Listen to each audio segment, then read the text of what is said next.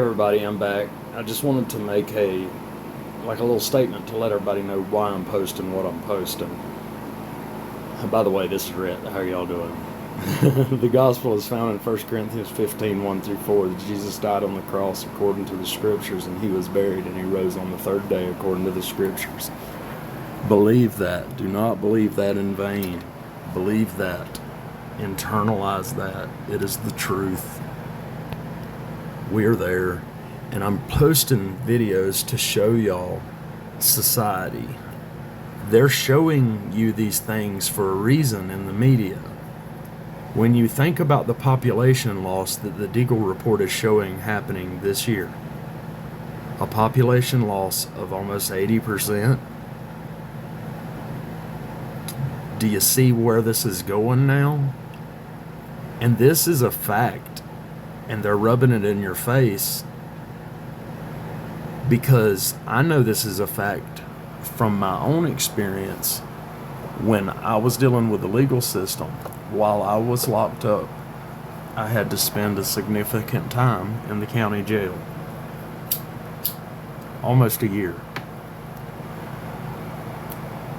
And while I was in there, I had a cellmate who was an 18-year-old guy that had gotten in trouble on a home invasion charge. Anyway, long story short, he was trying to get first offender.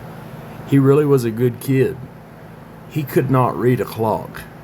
He would say, I need my glasses, or I can't see it. He could not read a clock. We spent a lot of time on lockdown during a couple of months there because people kept getting in fights. So what I had done is I would make him little tests instead of us playing spades and everything. I'd make him a little test, and I taught him how to read a clock.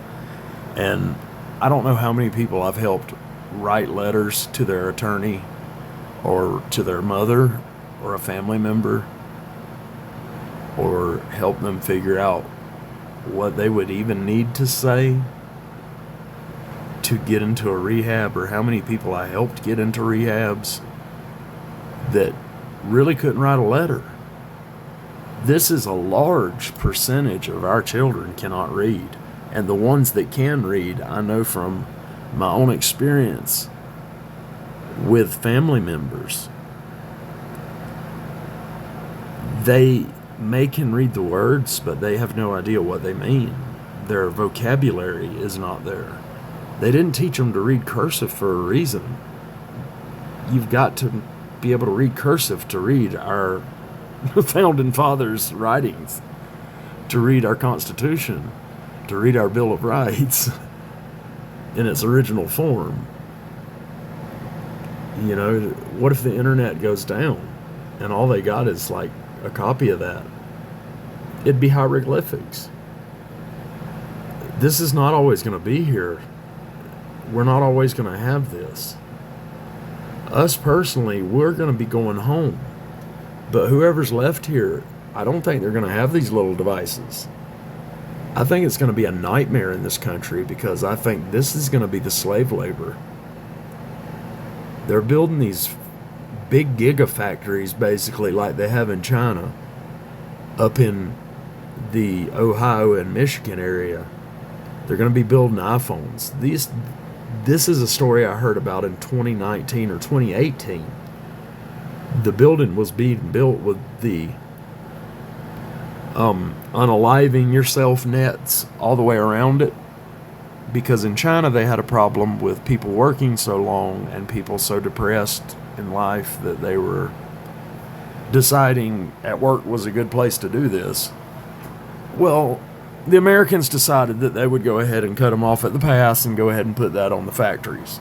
Who's going to work in those factories? What's fixing to happen? Y'all, there was a news article earlier that said that the Chinese yuan, I always say it wrong, yuan, yen, however they say it, who cares? It's all just paper, is down to its lowest value since 2007 because of the tariffs imposed by Trump. This is what missiles sound like right before they go off. That's what they sound like, is that news headline. That's what happened with Japan in World War II. Even though Pearl Harbor is what it is, and some of us know what actually happened there, that's what led to it. And we're watching a storyline when you're watching this U.S. news. What's really going on is in Israel. Something is coming. I feel it. I feel it. I don't know if it's the rapture or a large event somewhere, but something is fixing to happen. We have literally been put in the days of Noah now, with them announcing that they are making Nephilim. Because once they tell us, they've been doing it for years. And we've been in the days of Lot now for several years with all the DEI stuff we've seen pushed. So, y'all, I'm posting stuff to show society we're not coming back. This can't be fixed. This isn't something that they're going to turn around, or somebody can, restructure the Department of Education, get rid of income tax, and make better. We can't be great again. We were never great. We were just fooled. We were brainwashed, and we were used. None of us were great.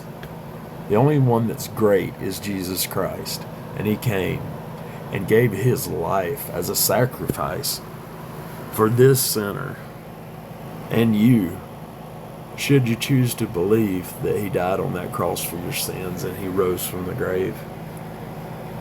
And he's sitting up there. He's at the right hand of the Father. He's fixing to come back. And there's going to be folks that remember us. And that's what's going to be the difference for them, I think.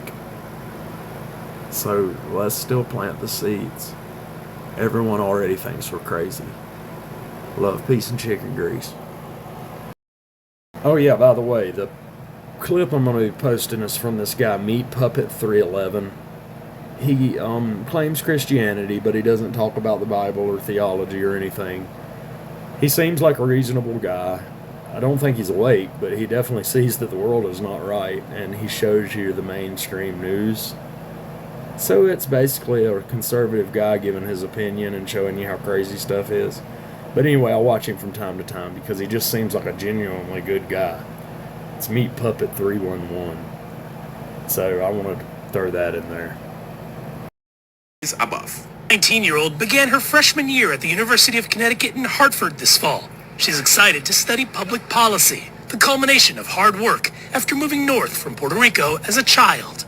Do you remember when you first came to Connecticut? Yes, I remember I was very nervous, but I know it was going to be better opportunities for me to learn. But Alicia says those opportunities never came to fruition. Even today, could you read this, or would it take you a long time? It's impossible. I just see his words everywhere. Alicia graduated from the Hartford Public School System last year, but she says today she is illiterate. She still doesn't know how to read or write. It's so condescending, or you're normalizing being condescending because you have the same value, and you can never remind them you can't read because they're going to say, hey, you hate immigrants. I'm like, okay, whoa, what? When she was in early education, they would just either tell me to sit in a corner and sleep, or just draw pictures, flowers for them.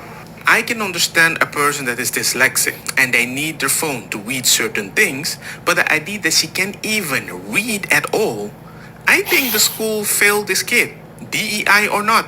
And when she was in high school, she relied on speech-to-text programs and other apps to read and write essays. So, if you had an assignment where you had to write something, you'd open up a document like this and then do what?